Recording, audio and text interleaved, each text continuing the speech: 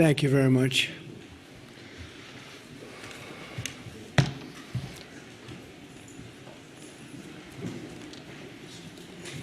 That's a lot of press. Congratulations. You bring them out. You really bring them out. Today, I'm delighted to welcome Israeli Prime Minister Benjamin Netanyahu back to the White House. It's a wonderful feeling and a wonderful event. We had fantastic talks, and thank you very much with your staff. He's the first foreign head of state to visit during our administration, and Bibi, I want to say it's an honor to have you with us. Over the past 4 years, the U.S. and the Israeli alliance has been tested more than any time in history. But the bonds of friendship and affection between the American and Israeli people have endured for generations, and they are absolutely unbreakable. They are unbreakable. I'm confident that under our leadership, the cherished alliance between our two countries will soon be stronger than ever. We had a great relationship. We had great victories together 4 years ago. Not so many victories over the past 4 years, however. In my first term, Prime Minister and I forged a tremendously successful partnership that brought peace and stability to the Middle East like it hadn't seen in decades. Together, we defeated ISIS. We ended the disastrous Iran nuclear deal, one of the worst deals ever made, by the way, and imposed the toughest ever sanctions on the Iranian regime. We starved Hamas and Iran's other terrorist proxies, and we starved them like they had never seen before. Resources and support disappeared for them. I recognized Israel's capital, opened the American embassy in Jerusalem, and got it built, by the way. Built it too, just not only designated it, but got it built at a price that nobody's seen for 40 years. We got it built. It's beautiful, all Jerusalem stone, right from nearby, and it's something that's very special. And recognized Israeli sovereignty over the Golan Heights, something that they talked about for 70 years, and they weren't able to get it, and I got it.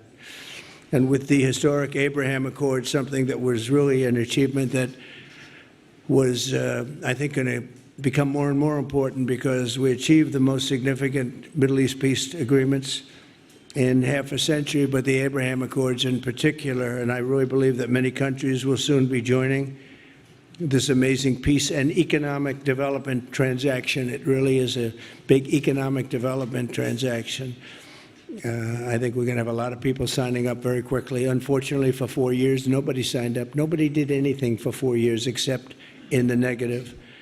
Unfortunately, the weakness and incompetence of those years, those past 4 years, the grave damage around the globe that was done, including in the Middle East, grave damage all over the globe. The horrors of October 7th would never have happened if I were president. The Ukraine and Russia disaster would never have happened if I were president. Over the past 16 months, Israel has endured a sustained, aggressive, and murderous assault on every front, but they fought back bravely. You see that, you know that. What we have witnessed is an all-out attack on the very existence of a Jewish state in the Jewish homeland. The Israelis have stood strong and united in the face of an enemy that has kidnapped, tortured, raped, and slaughtered innocent men, women, children, and even little babies. I want to salute the Israeli people for meeting this trial with courage and determination and unflinching resolve. They have been strong. In our meetings today, the Prime Minister and I focused on the future, discussing how we can work together to ensure Hamas is eliminated and ultimately restore peace to a very troubled region. It's been troubled, but what's happened in the last 4 years has not been good. I want to thank Prime Minister Netanyahu for working closely with my transition team, the Special Envoy Steve Witkoff, who's here somewhere. Steve? Stand up, Steve, please. What a job you've done. What a good job you've done. Proud of you.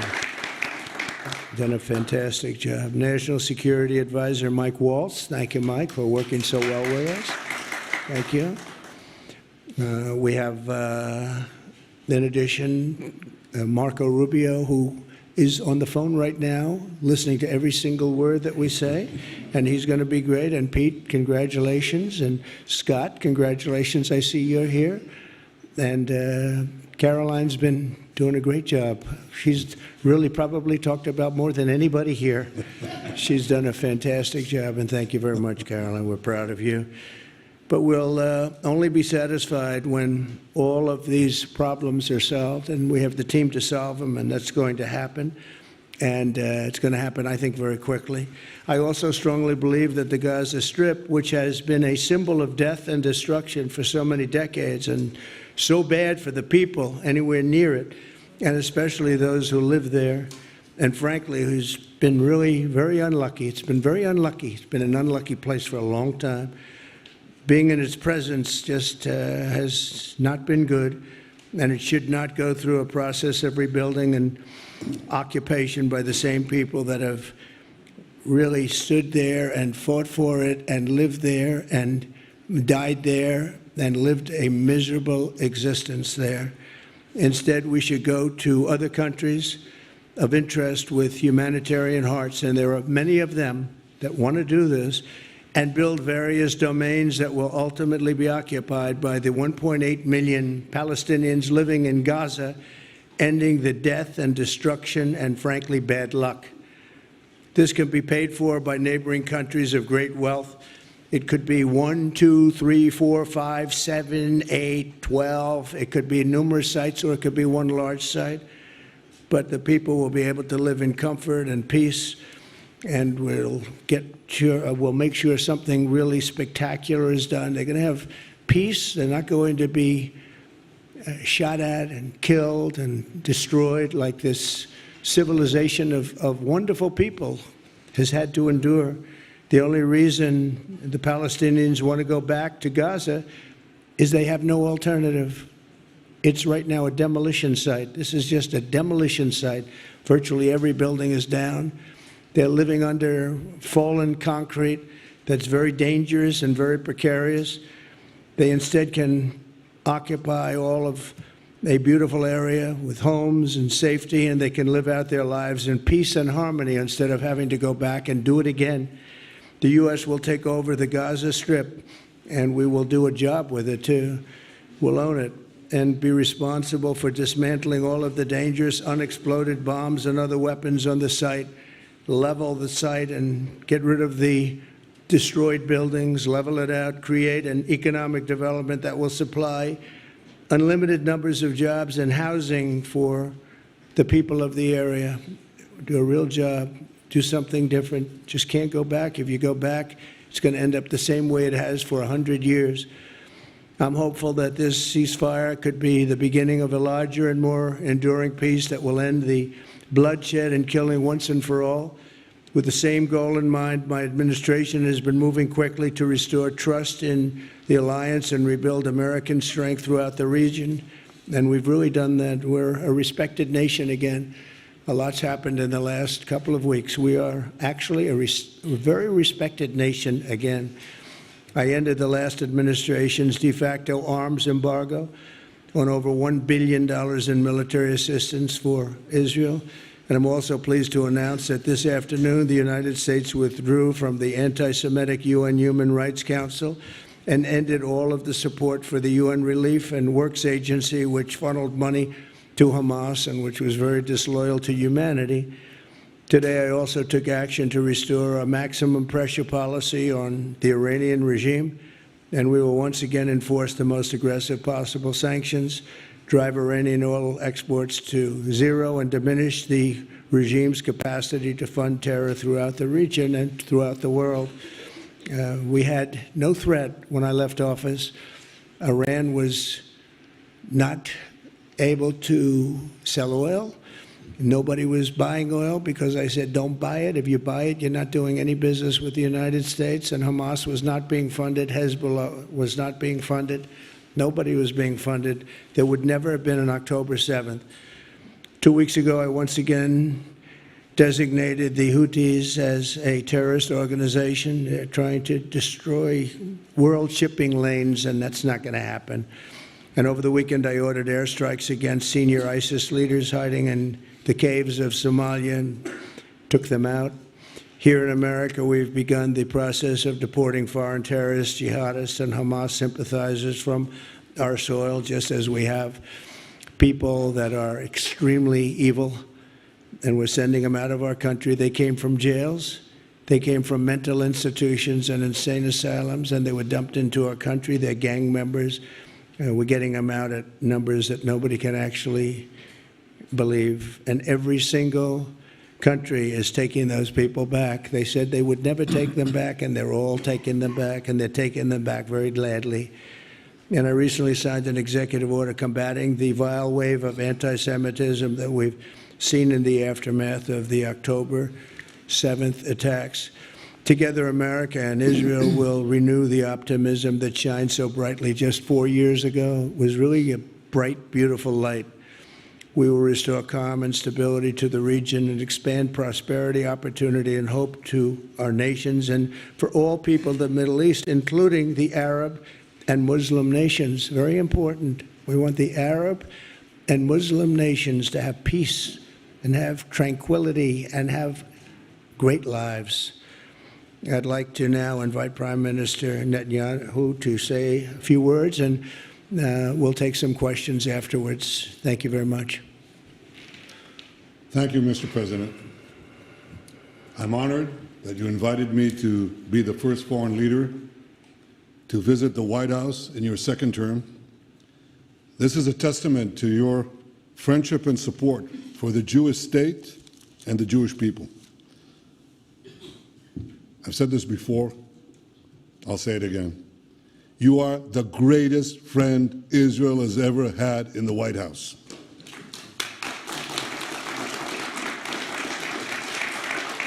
And that's why the people of Israel have such enormous respect for you. In your first term, you recognized Jerusalem as Israel's capital. You moved the American embassy there. You recognized Israel's sovereignty over the Golan Heights. You withdrew from the disastrous Iran nuclear deal. I remember we spoke about it. You said, this is the worst deal I've ever seen. I'm elected, I'm walking out of it. That's exactly what you did. And I think it speaks loudly for just common sense, just looking at things and seeing them as they are. And of course, you also brokered the groundbreaking Abraham Accords in which Israel made peace with 4 Arab states. We did this in 4 months. Nothing happened for a quarter of a century, but in 4 months, we were able, working together under your leadership, to have 4 historic peace accords. And now in the first days of your second term, you picked up right where you left off. Your leadership helped bring our hostages home, among them American citizens. You freed up munitions that have been withheld from Israel. They had been withheld from Israel in the midst of a 7-front war for our existence. And you just freed it. You ended unjust sanctions against law-abiding Israeli citizens. You boldly confronted the scourge of anti-Semitism. You stopped funding, as you just said, international organizations like UNRWA that support and fund terrorists. And today, you renewed the maximum pressure campaign against Iran. Ladies and gentlemen, all this in just 2 weeks. Can we imagine where we'll be in 4 years? I can. I know you can, Mr. President. For our part, we in Israel have been pretty busy too. Since the horrendous October 7th attack, we've been fighting our common enemies and changing the face of the Middle East. On that infamous day, Hamas monsters savagely murdered 1,200 innocent people, including more than 40 Americans. They beheaded men, they raped women, they burnt babies alive, and they took 251 people hostage to the dungeons of Gaza. And after this worst attack on Jews since the Holocaust, Iran and its henchmen in the Middle East were absolutely ecstatic. Haniya praised the massacre. Sinwar said that Israel was finished. Nasrallah boasted that Israel was, here's what he said, as feeble as a spider's web. Well, Mr. President, Haniya is gone. Sinwar is gone. Nasrallah is gone. We've devastated Hamas. We decimated Hezbollah. We destroyed Assad's remaining armaments. And we crippled Iran's air defenses. And in doing this, we've defeated some of America's worst enemies. We took out terrorists who were wanted for decades for shedding rivers of American blood, including the blood of 241 Marines murdered in Beirut. We accomplished all this with the indomitable spirit of our people and the boundless courage of our soldiers. The Bible says that the people of Israel shall rise like lions, and boy did we rise. Today, the roar of the Lion of Judah is heard loudly throughout the Middle East. Israel has never been stronger, and the Iran terror axis has never been weaker. But as we discussed, Mr. President, to secure our future and bring peace to our region, we have to finish the job. In Gaza, Israel has three goals: destroy Hamas's military and governing capabilities, secure the release of all of our hostages, and ensure that Gaza never again poses a threat to Israel.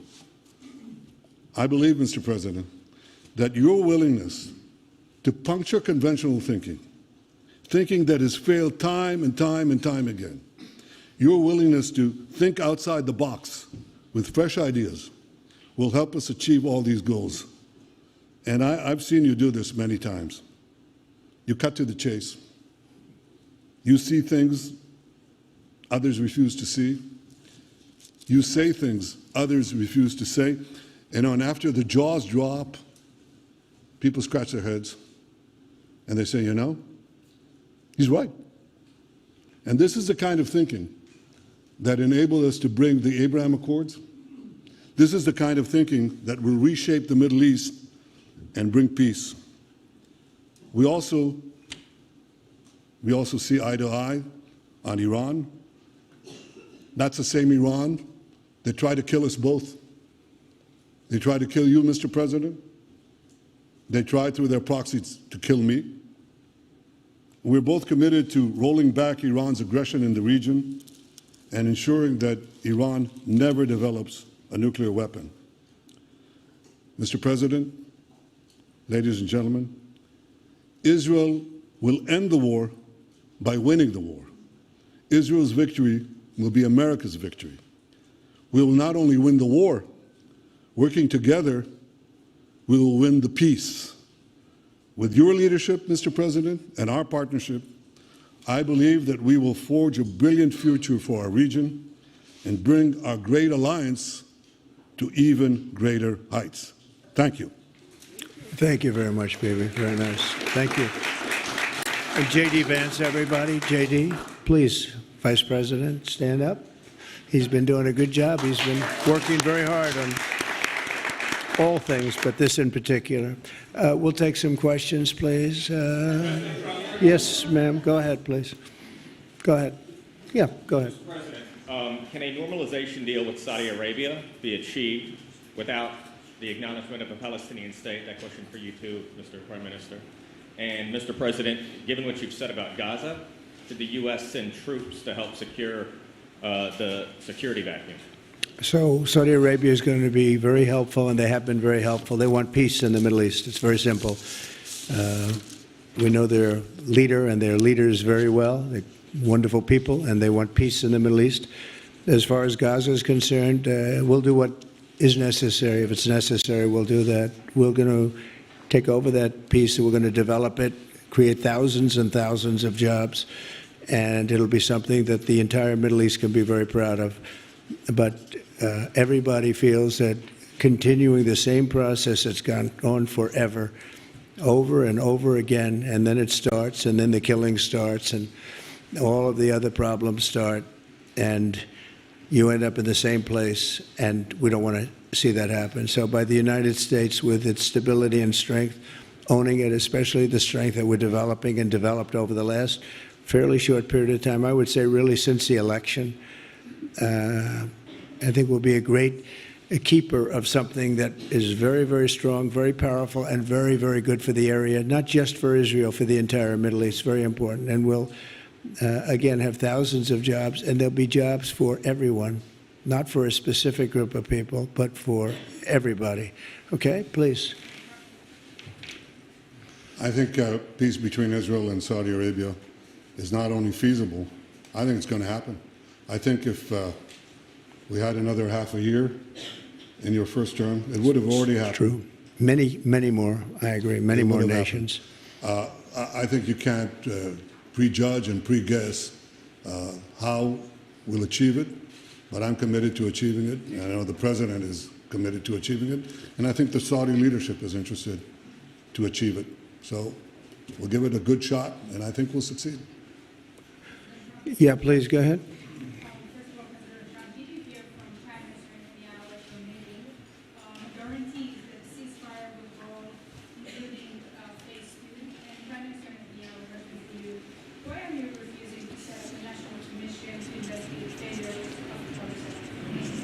Well, I can't tell you whether or not the ceasefire will hold. We've done, I think, a very masterful job.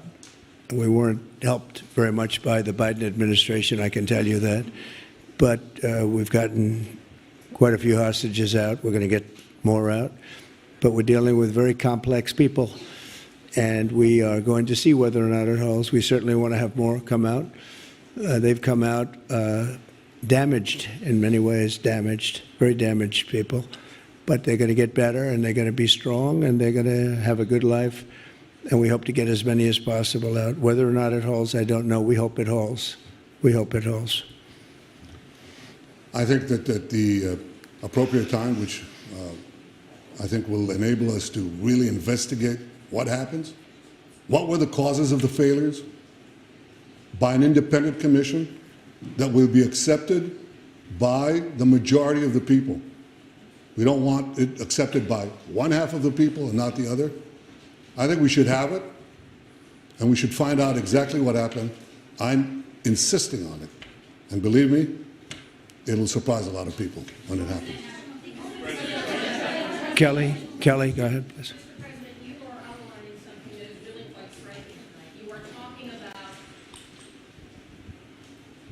Thank you, Mr. President, Mr. Prime Minister. You are talking tonight about the United States taking over a sovereign territory. What authority would allow you to do that? Are you talking about a permanent occupation there, redevelopment? And Mr. Prime Minister, do you see this idea as a way to expand the boundaries of Israel and to have a longer peace, even though the Israeli people know how important that land is to you and your citizens, just as the space is inherited by the Palestinians as well? I do see a long-term ownership position, and I see it bringing great stability to that part of the Middle East and maybe the entire Middle East.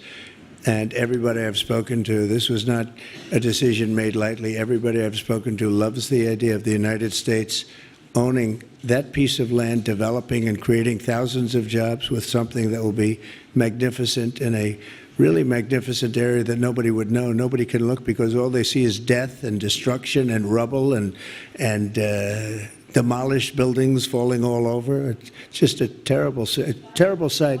I've studied it. I've studied this very closely over a lot of months, and I've seen it from every different angle. And it's a very, very dangerous place to be, and it's only going to get worse. And I think this is an idea that's gotten tremendous, and I'm talking about from the highest level of leadership, gotten tremendous praise. And if the United States can help to bring stability and peace in the Middle East, we'll do that. Bibi?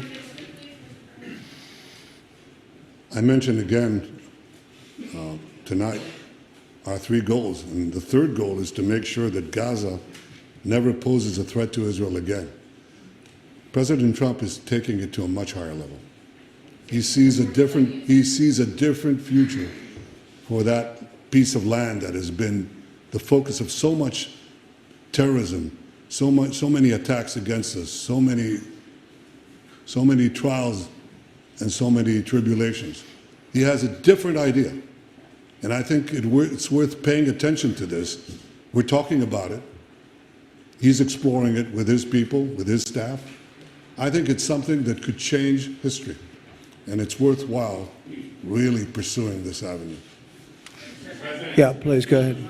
Go ahead. Right. President, I have a question for you. Can you hear me? Yeah. So before rebuilding Gaza again, obviously all the hostages, and one of them is an American soldier who is alive. How will you be sure that you will take out all the hostages and then rebuild? We're working very hard to get all the hostages. The word is all, and we are working very hard. So far, it's been moving along fairly rapidly, pretty much on schedule. I'd love to have them all out at one time, but we're taking them out, and tomorrow more are being released, and over the days more, and then we'll go into a phase 2. But we'd like to get all of the hostages, and if we don't, it will just make us somewhat more violent. I will tell you that, because they would have broken their word. Mr. Witkoff and his entire group have been working 24 hours around the clock, and they want them out, and promises have been made to them, and we'll see whether or not those promises will be kept. But we want all the hostages, that's right. How much time do you think it will take? Do you support, Mr. President, do you support Israeli sovereignty in Judea and Samaria, areas which many believe is the biblical homeland of the Jewish people? Well, we're discussing that with many of your representatives. You're represented very well, and people do like the idea, but we haven't taken a position on it yet. But we will be we'll be making an announcement probably on that very specific topic over the next 4 weeks. Go ahead, please. Please. Thank you so much, Mr. President. So you just said that you think all the Palestinians should be relocated to other countries. Does that mean that you do not support a two-state solution? It doesn't mean anything about a two-state or one state or any other state. It means that we want to have, we want to give people a chance at life. They have never had a chance at life because the Gaza Strip has been a hellhole for people living there. It's been horrible. Hamas has made it so bad, so dangerous, so unfair to people. And by doing what I'm recommending that we do, it's a very strong recommendation, but it is a strong recommendation. By doing that, we think we're going to bring perhaps great peace to long beyond this area. And I have to stress, this is not for Israel. This is for everybody in the Middle East, Arabs, Muslims. This is for everybody. This would be where they can partake in terms of jobs and living and all of the other benefits. And I think it's very important. It just doesn't work the other way. You know, you can't keep trying. They just has been going along for so many decades, you can't even count. You just can't keep doing. You have to learn from history. You can't keep doing the same mistake over and over again. Gaza is a hellhole right now. It was before the bombing started, frankly. And we're going to give people a chance to live in a beautiful community that's safe and secure. And I think you're going to see a tremendous outflowing of support. I can tell you, I spoke to other leaders of countries in the Middle East, and they love the idea. They say it would really bring stability, and what we need is stability. Yes, sir, please. Go ahead.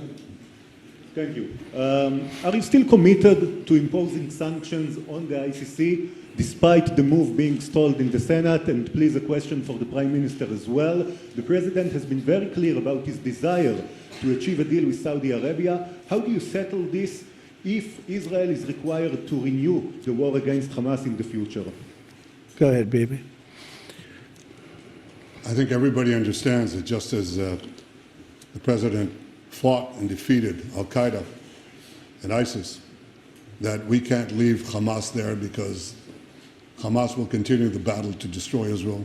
They'll do, you know, when in this temporary ceasefire, one of their leaders comes out, you know what he says? We're going to do October 7th again, except we'll do it bigger.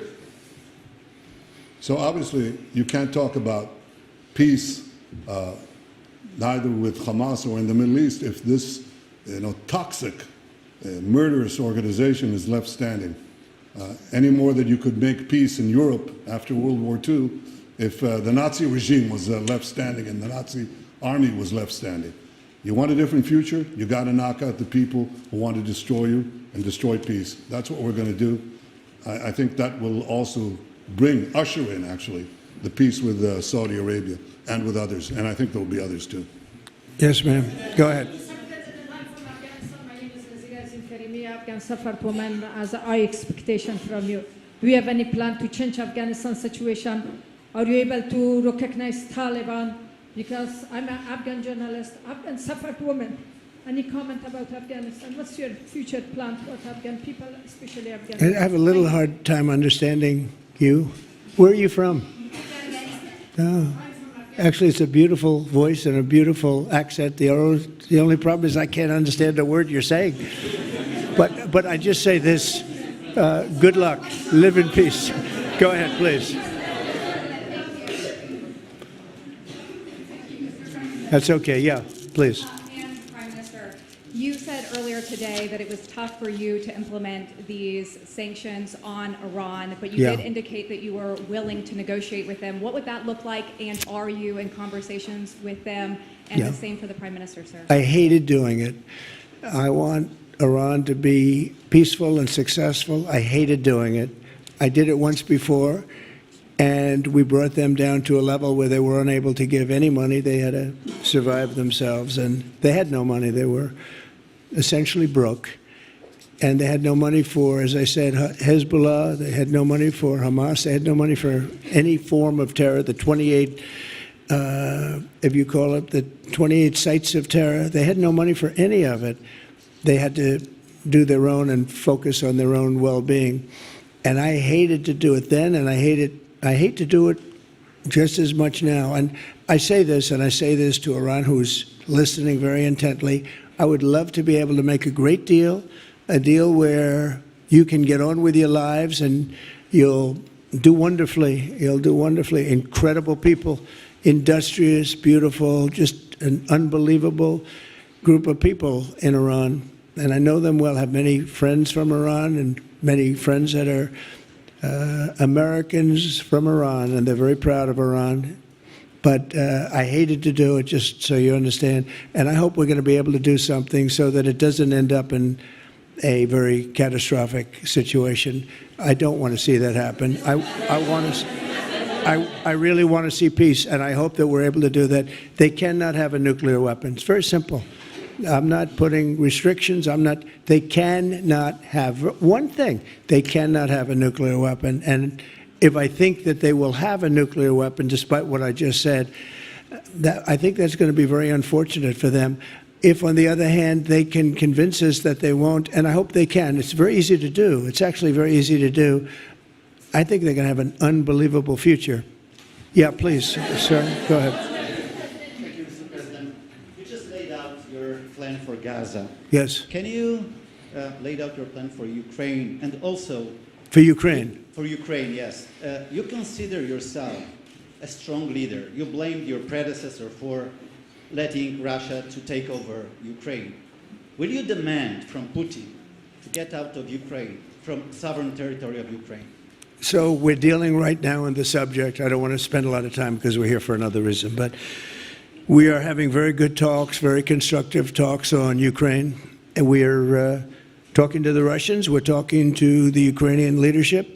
It would have never happened. That would have never happened. It should have never happened.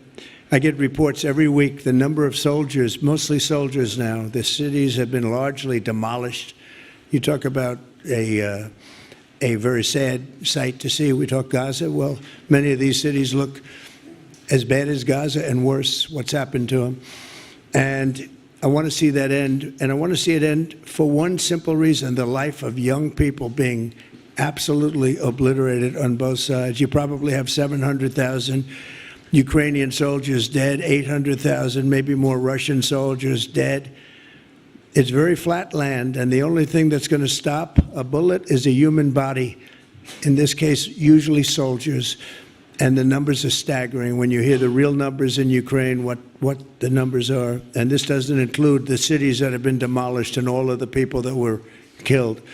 So I want to see it stopped. We're having very good talks, and I think we're going to get it. I think something will be, hopefully dramatically, it will rise above everything. You can't let this continue. This is an absolute slaughter that's taking place on the beautiful farmlands of Ukraine, and we have to stop it. We can't let this continue. It is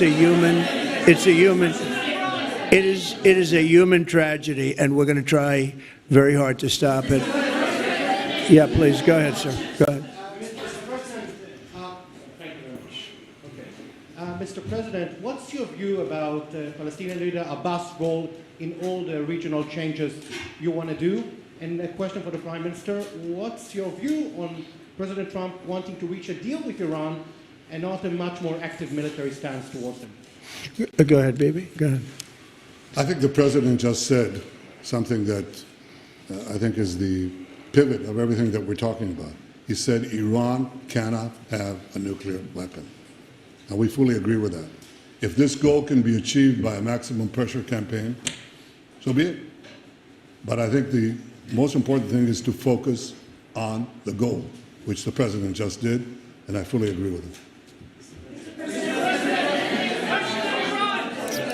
Well, I said it, and he said it very well. It's a campaign of pressure to see if we can get something done. He doesn't want to do what some people think will automatically happen because they're very difficult people to deal with, as you know. But if we could solve this problem without warfare, without all of the things that you've been witnessing over the last number of years, it would be, I think it would be a tremendous thing. Go ahead, please. Do you have any plans to visit Israel soon? To visit where? Israel and Gaza. Oh, well, I love Israel. I will visit there, and I'll visit Gaza, and I'll visit Saudi Arabia, and I'll visit other places all over the Middle East. The Middle East is an incredible place, so vibrant, so it's just one of the really beautiful places and with great people. And I think a lot of bad leadership has taken place in the Middle East that's allowed this to happen. It's just terrible. And that includes on the American side, by the way. We should have never gone in there a long time ago, spent trillions of dollars and created so much death. So that includes Americans. But, yeah, I'll be visiting a lot of different places in the Middle East. I've been invited everywhere, but I will be visiting some, yeah. Okay. Let's go. Caitlin, go ahead, Caitlin.